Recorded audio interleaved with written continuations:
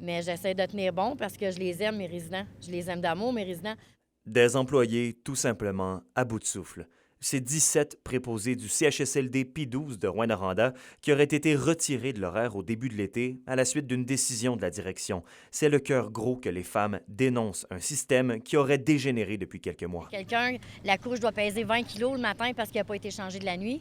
Ou de voir un monsieur qui chute jamais, qui est tombé en bas de son lit parce qu'il n'y a pas assez de supervision.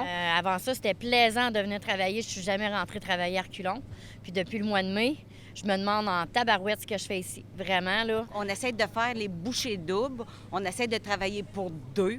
C'est là qu'à un moment donné, on se blesse puis on finit notre chiffre nu bas, putulier, parce que tu n'es plus capable de t'endurer. Mais ton chiffre, tu le fais pareil.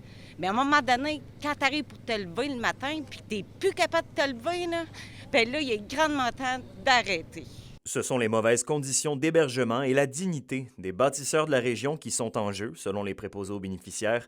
Une hécatombe qui n'en finit plus de finir, selon Félix-Antoine Lafleur, président du Conseil central de la CSN dans la région.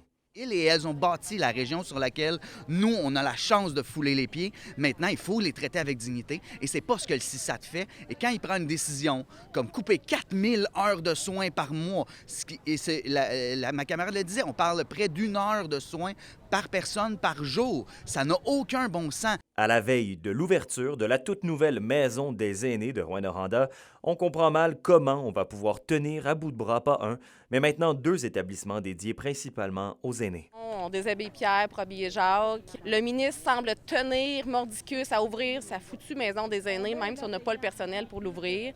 Mais à quel prix? Parce que ceux qui restent ici méritent encore des soins. Du côté de la direction du CISAT, on parle d'un processus de restructuration qui devra certainement demander une adaptation chez les employés. La dernière année, on a mis plusieurs actions en place pour revenir à des structures, des équipes qui se rapprochent à l'après-pandémie, pour une structure qui permet de répondre aux besoins des usagers de façon sécuritaire, de donner les soins de qualité.